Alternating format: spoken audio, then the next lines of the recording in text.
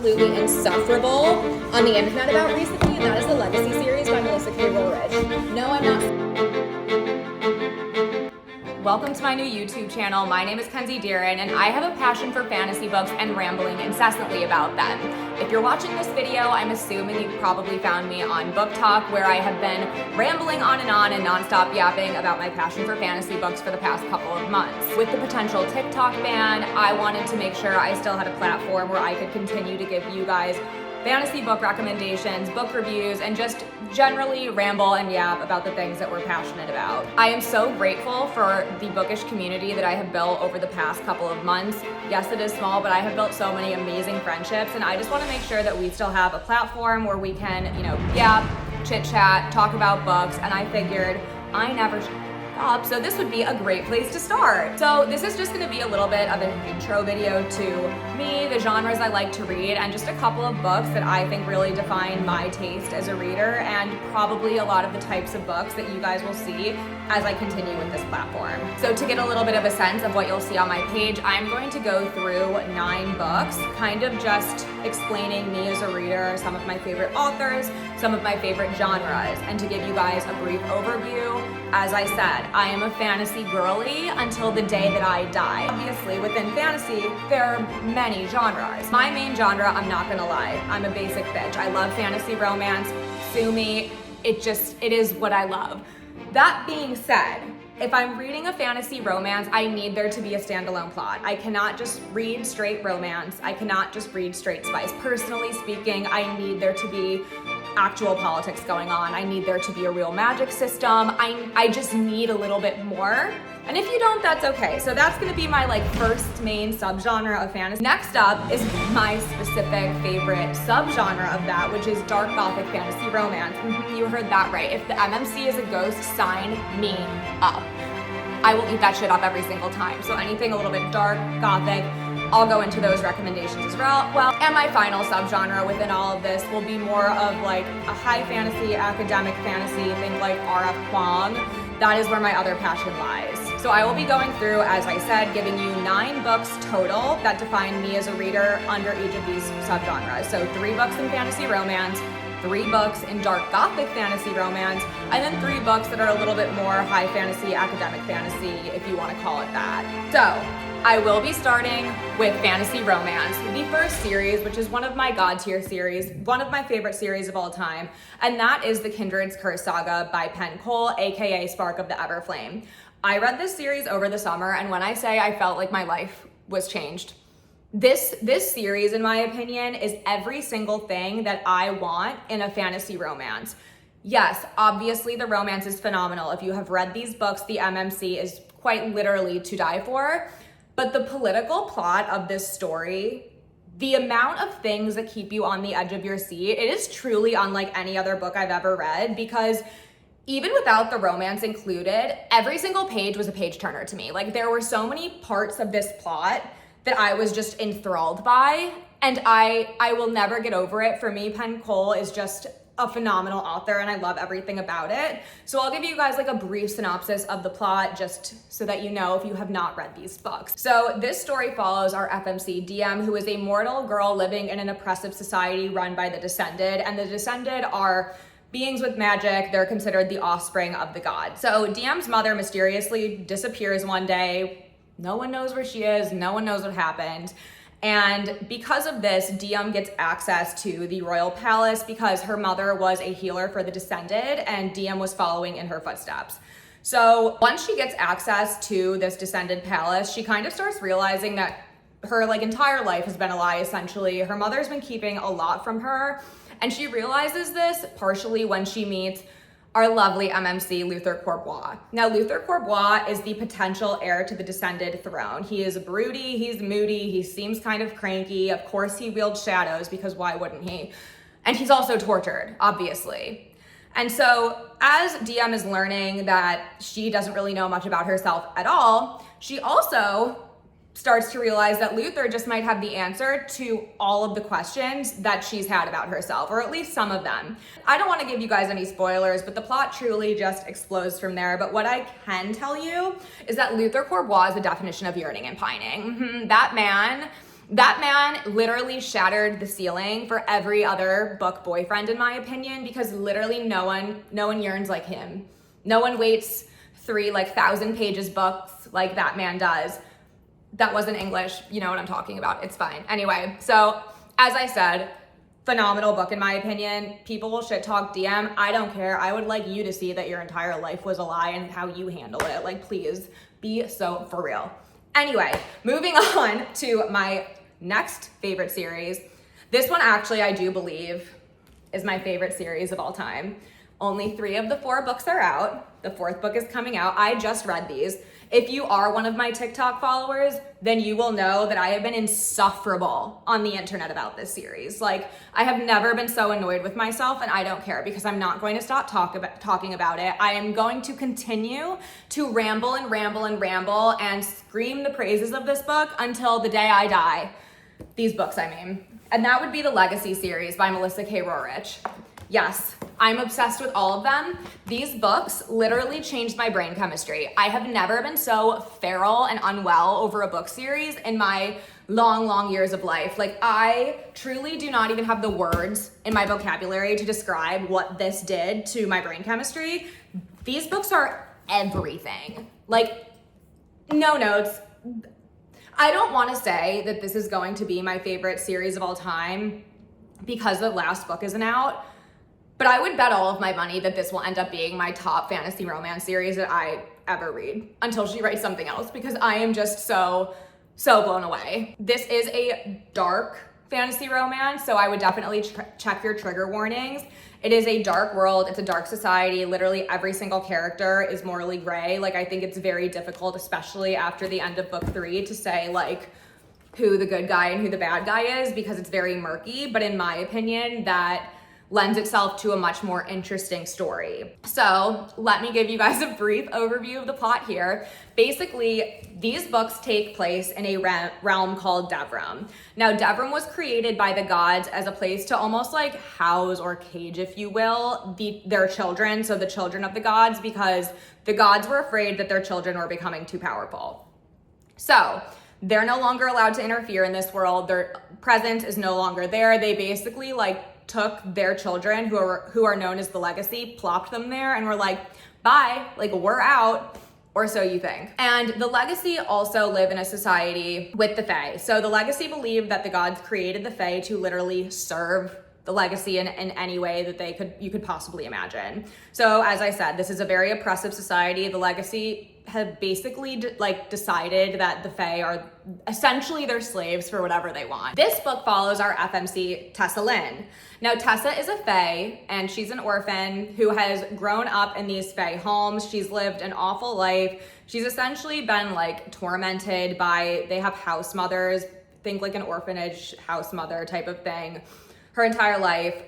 She has not lived a good life. In this world, there are also different kingdoms represented by certain gods. So in this case, the god Arius is the god of endings, and there's an Arius kingdom. The god Achaz is the god of beginnings. There's the Achaz kingdom, and within that, it's like kind of what you would think. There's, you know, the ruler, like the lords, the ladies, and then their heirs.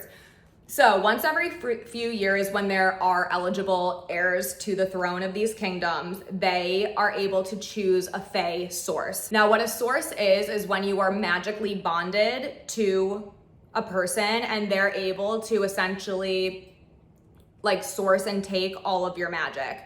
So basically what happens is the heir to the Arius kingdom, he is eligible to select a Fae source, because of course it's only Legacy picking Fae.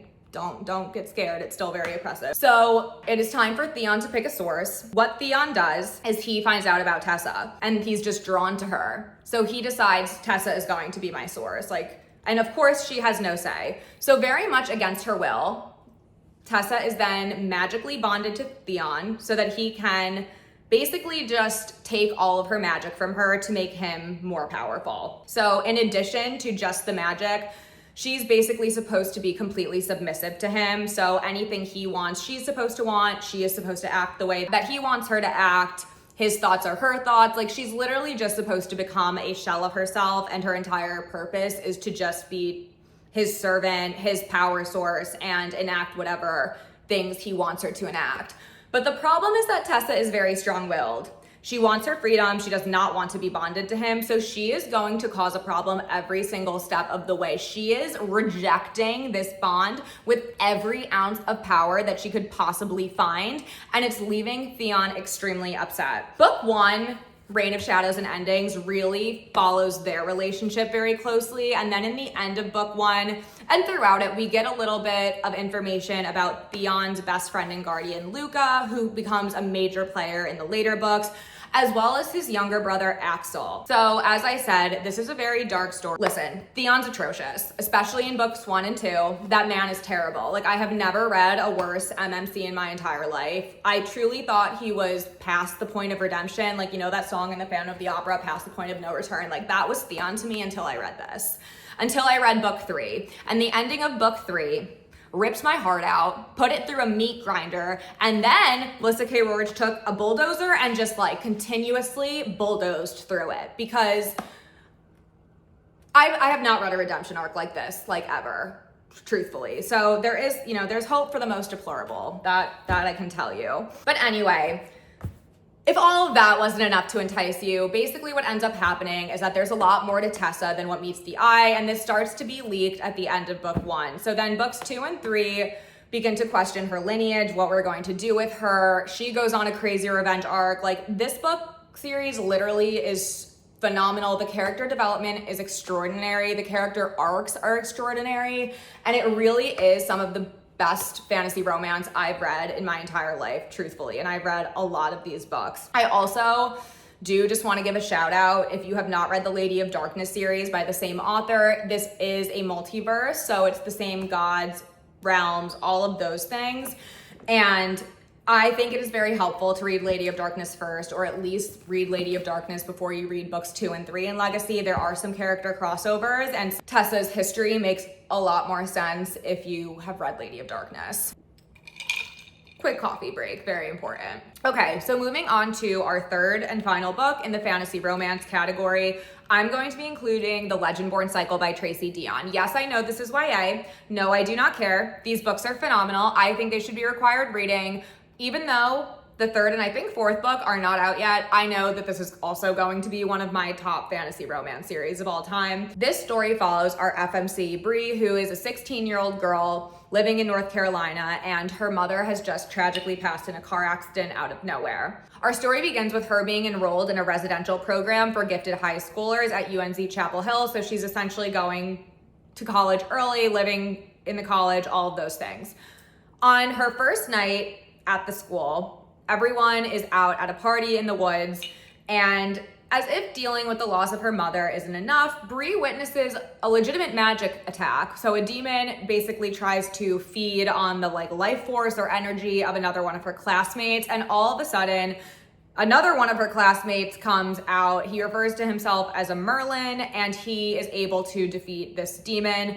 And when he realizes that Bree is there, he's like, oh, absolutely not. Like, you cannot know about this. And he attempts to wipe her memories. Her memories are not wiped. And Bree is like, oh, I am absolutely not letting this go. I am going to get to the bottom of this and figure out what is going on, because this is crazy. She follows their trail, and she finds herself face to face with a secret society known as the Legendborn Society. And what this group is this is a group of people that are literally like the familial descendants of King Arthur and the Round Table.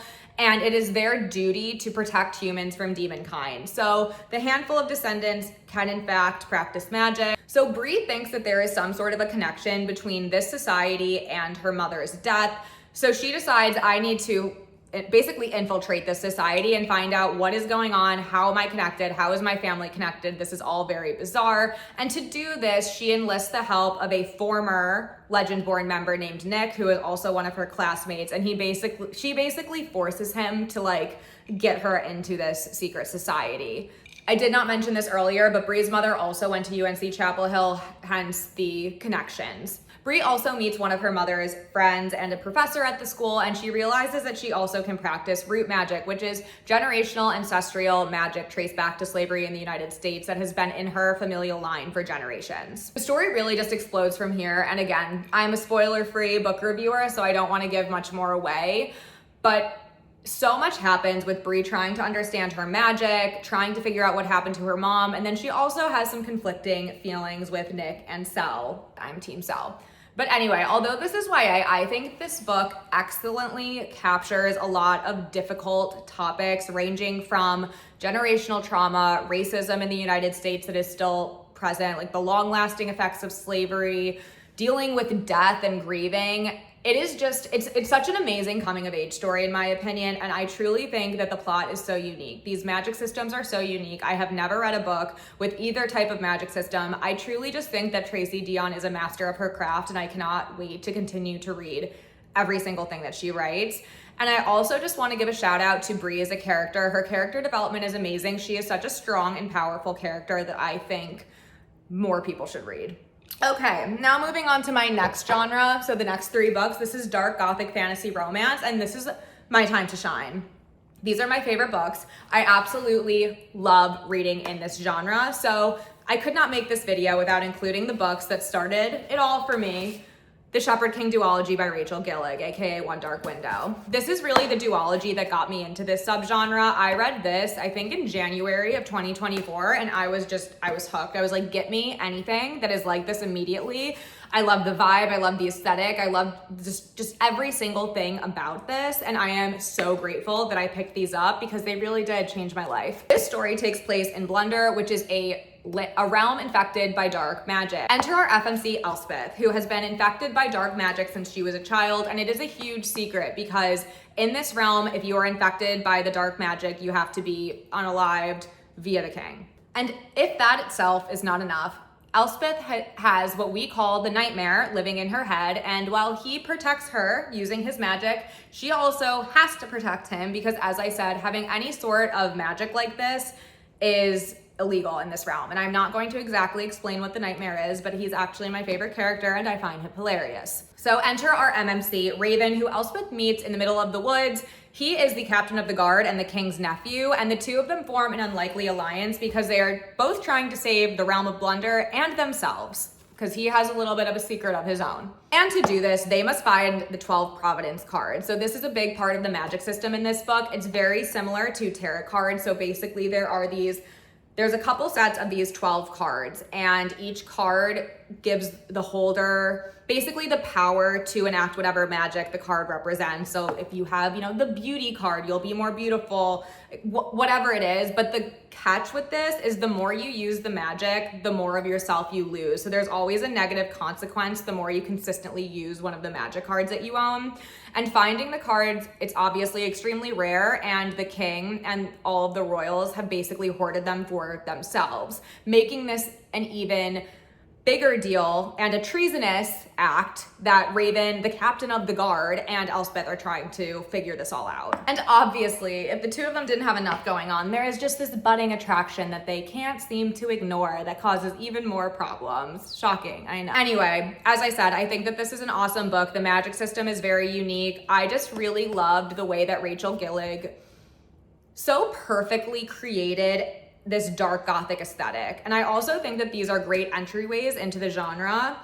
It's not scary, it's not too spooky, it's just a very gothic feeling, and I think that she does it exquisitely. Moving on to one of my top books of all time, A Dowry of Blood by S.T. Gibson. This is a masterpiece. The writing style alone sold this for me. This is truly one of the most beautiful books I have read in my entire life. I have never before and never after read a writing style as absolutely stunning as what is in this book. This is one of the most addictive books I have ever read. I read this in under 24 hours by accident. I picked it up, and from the first sentence, I was done for. This is exquisite. Basically what this is a retelling of Dracula, but it's from the perspective of his first wife, Constanta, and it's through a letter that she writes him after he has died. And that is not a spoiler because it's literally how the book starts. Basically, this story takes you from her life as an almost dead farm village girl in Europe thousands and thousands of years ago, all the way up until 1940s or 50s, I believe, New York City. So you get a lot of different historical aspects in this. There's a lot of different countries and time periods that are mentioned in this book that make it extremely interesting. But what the most interesting part of this, in my opinion, was this basically captures Constanta and Dracula's entire relationship. So it's her from a naive girl looking at this being as, oh my gosh, you saved my life. You're the most powerful being in the entire world. And it slowly shows the demise of their relationship as she begins to realize just how dark and dangerous this man is. As their relationship continues, Dracula also brings other members into their family, essentially. So this is a polyamorous book, and it's a very interesting take on it because basically he brings in a Spanish aristocrat into their group, and then he brings in a Russian starving artist into their group. And what ends up happening is Constanta's love, not for herself, but for these other two people, are what eventually cause her to want to make a change and make a stand against Dracula. So I think that this is a really interesting commentary on, you know, what would you be willing to risk to save those you love? What would you give up to save those you love? It's a story of obsession. It's a story of passion. It's a story of control and submission. And it's just overall, I think, a story about how far you're willing to go to save the people that mean the most to you. Okay, and last for this subgenre, we have Fairydale by Veronica Lancet. Listen, I know that this isn't for everyone, but it was definitely for me, okay? I love this book. I think it's so interesting. This is a dark, gothic, paranormal, historical, horror fantasy romance. So there's like all of the things going on in here.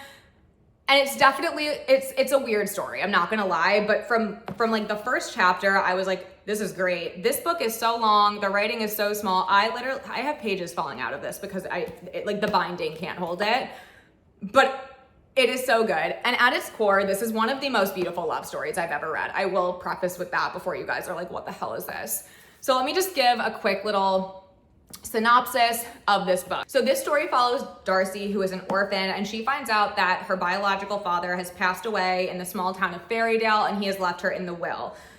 And he's left her a lot in the will. In order for Darcy to receive any of this money or any of the things that he has left to her, she has to travel to Fairydale. Okay, fine. So once arriving, Darcy realizes that Fairydale is odd.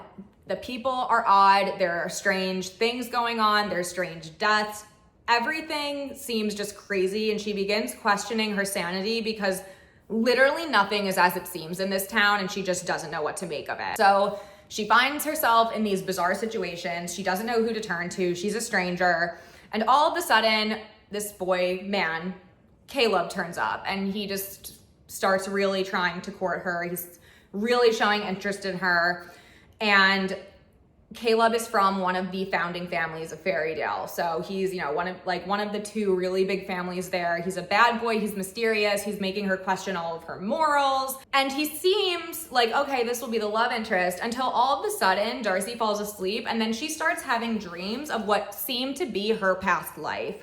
And in these dreams, she's being haunted by this man named Eamon, and it's just dreams of their relationship. So Darcy feels like she is living a love triangle between these two men, one during the day and one in the middle of the night when she is dreaming. As if the love triangle isn't enough for this girl, there's also this like looming evil going on in Fairydale, as if there wasn't enough crap going on in this town. And it turns out like she just might be the key to dealing with it, of course she is. This does span over 3 different timelines, which I really love. I love when books do that. I absolutely love the I'll find you in any lifetime trope. Truly the reason that I love this book, aside from just the fact that I thought it was very unique, there's a lot of things in this book I have not read in other books.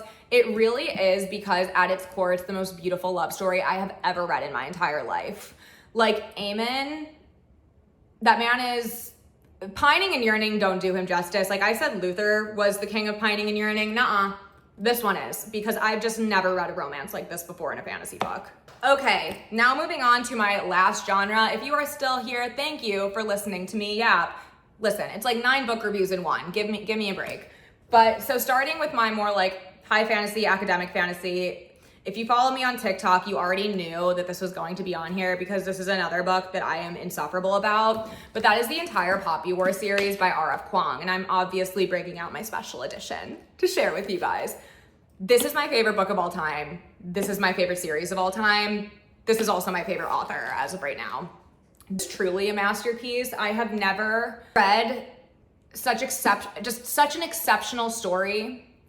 I think that this story is so important. I honestly do think that these are books that everyone should read because of how life-changing they are. I really legitimately believe that I am a better person because I read this story, and I think that everyone should read them, and I am forever grateful to our R.F. Kuang for introducing me to this genre of literature. This story is a historical military fantasy, and it's based on the real events of China's 20th century, specifically the Japanese Sino War. So yes, this is a fantasy book, but a lot of the things that happen in this series did actually happen in real life, and I think that's what makes it a little bit more gutting. If you've read this, you know what I'm talking about. It's definitely a tough read at times, but so worth it, I promise. This book follows Rin, who is an orphan village girl living in the southern province of this empire, and she is studying and then ends up acing the Keiju, which is an empire-wide test to essentially find the most talented youth in the entire empire to send to the top couple of academies. So it is shocking that Rin was able to pass this at all. As I said, she's an orphan, she's poor, she's a village girl, she lives in the southern province. But she does so exceptionally well that she actually places into Synagard, which is the Empire's prestigious, like I cannot stress how prestigious this academy is, military academy. And the reason that Rin studied so hard is because she wanted to get out of the life that she had. She was being raised by people that wanted to basically sell her off into a marriage with a gross old man to essentially help it's her aunt and uncle, to help their illegal business that they run, and Rin just didn't want that life. She wanted more for herself. Like, this girl's a powerhouse from literally page 1. Although thinking that things will look up when she gets to school, Rin unfortunately realizes that that is not the case, because basically every other one of the students were essentially bred to be here. They come from noble families in the north. They come from very wealthy families. They are children that have not experienced the hardships that she has. And from literally the first minute she walks the halls, she's immediately bullied. She's bullied for her gender, that she's poor, that she's darker than everyone else. She's literally bullied for every single thing, and she immediately has a hard time at school. Thankfully, this does not discourage Rin, because she finds out that she has a very rare power that everyone thought was essentially extinct, and that is shamanism. So she has the ability to communicate with the gods and also channel power from whichever god she channels with. But we learn along with Rin that great power comes with great sacrifice, and the sacrifice for this just might be Rin's humanity. These books are exceptional. In book 1, as I said, it's really her in school, has a phenomenal relationship with one of the mentors, and they work on her shamanism, all of these things. And at the end of book 1, we learn that there is actually a looming threat of the next Poppy War, and that's really what books 2 and books 3 in this series focus on. So book 1 is an academic setting, and books 2 and 3 are very much a military setting. Like, you are in the brigs of war here. It is my favorite female main character of all time. Fight me, because it is the most beautiful and tragic character development arc I have ever read in my entire life, and I will never stress enough just how stunning yet tragic her story is. This is such an important story. It is truly life-changing. The found family in here is also absolutely perfect. R.F. Kuang is a genius, and I cannot wait for all of her books to be considered classics, because I can't believe that I walk the same earth as this woman. Okay, moving on to my next book in this. This is Blood Over Bright Haven by M.L. Wang. I recently read this book, and again, this is exceptional. It is a masterpiece. This I also think should be required reading. Truly such a phenomenal story. So this story follows Siona, who is a woman studying to be the first ever high mage in Tyran. So back to Siona. The magistracy is extremely sexist, and they only let women even test to join the magistracy once every 10 years. No woman has ever made it in, regardless of how talented they are. But Siona's brilliance truly shines through, and they literally have no choice but to admit this woman because of just how exceptional she is. And all Siona has ever cared about her entire life is academics. She wanted to be a high mage. She wanted to work in academia. Like, this was her dream, and she felt, okay, I'm gonna be around like-minded people. Like, this will be where I belong. And of course, as with Rin, that is not the case, because from the first day that she joins a high magistracy, she is treated so poorly by all of the fellow high mages just because she is a woman. And one of the most particularly awful one plays a terrible prank on her, where he says, oh, look, there are no research assistants left. Your only option is the janitor. The janitor's name is Thamel, and he is a Kuang refugee. So there is a refugee population, a Kuang refugee population that are treated horrendously in this society, to say the least. He's working as a janitor, and Siona looks at her colleague and is like, okay, great, like he will be my research assistant. And the two of them actually end up forming a very unlikely bond and an unlikely relationship. But because of Thamel's extremely different lived experience, Siona starts to have her eyes opened to the horrors, essentially, of Tyran.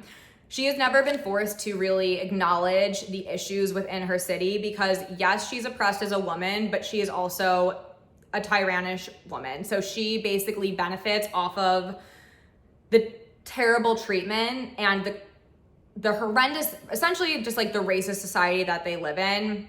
And this is the first time that she's ever had to acknowledge that. Because she's forced to acknowledge that, her and Thamel uncovers something really horrendous brewing beneath the surface of this city. And she's left to essentially decide, what am I going to do with this information? And am I going to be silently complicit in the mistreatment of another group of people because it benefits me, or am I going to make a stand? I don't want to give any spoilers, but the story really does just explode from there. And this is another book that it is a masterpiece, does not do it justice. This is fantastic. Okay, now technically I know that this is not high fantasy or really academic fantasy, but I also do not really consider it fantasy romance.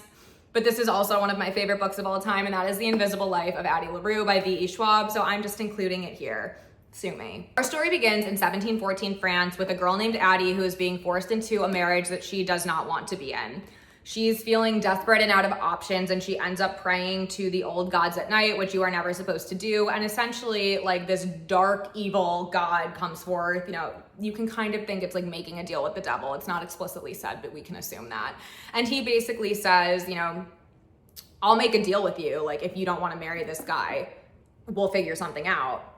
And so she's so frazzled and doesn't even think anything through. She immediately says yes, doesn't ask the terms of this deal, doesn't ask anything, very naive. And what this dark god does is he makes her immortal so she can run away. She will not have to get married. She doesn't have to live this life that she doesn't want to. But the cost is that no one will ever remember who she is. So basically, if you meet Addie and you walk into another room, you'll forget that you've ever met her. As soon as she's not in the same vicinity as that person, they will never remember who she is. So she is blessed with immortality, but cursed with never being remembered. And this story is really fascinating because it takes you on a journey throughout history from 1714 France to modern day New York City. And we're able to kind of live with Addie throughout this time. So it does go back and forth between the modern day time and whatever time period is going on throughout this novel. And Addie's been going through life. It's definitely not been easy. There's a lot of tragedy that happens. I think just living a life where no one remembers you would be really horrific. And all of that changes one day in New York City when she walks into a bookstore and this boy looks at her and says, I remember you. This boy's name is Henry, and the two of them begin to form a relationship, and we are able to kind of see the progression of that as well as the progression of the relationship with Addie and this dark god, because of course, he's keeping tabs on her. He keeps tabs on all of his deals. We see in the past how their relationship has evolved, and then her current relationship with Henry and how that is evolving. And I really cannot say anything else without giving things away, and I don't want to because, like, there were some twists in here I wasn't expecting, but I adore this book. I think the writing style is stunning, and I think that this is a really beautiful commentary on human behavior and what drives it and what is actually important to a person. You know, what would you do to live forever? What would you do if everyone, like, what would you give up to get what you want is really what this book is about. And I think that it's fascinating, is if the sacrifice is worth what you're getting. And it's a very interesting thing to contemplate. So if you have actually made it this far into this video, I think you deserve a round of applause. This is just really proving that I never stop talking, especially about things I'm passionate about. Hopefully these videos will get better as I continue to make them, but I just want to thank you for coming along for the journey. As I said, this is just a sprinkling of some of my favorite books. These are the types of books that I'm going to want to talk about. truthfully, TikTok was not long enough content for me to ramble the way that I'm currently rambling. I could just go on and on talking about these books because I am just so passionate about them. But I would love if you would subscribe, continue catching up with my channel, and I'm going to be trying to do at least one video a week as I'm getting the hang of this. It would be great to do even more than that, but I'll keep you guys all posted. And that's all for now. Bye.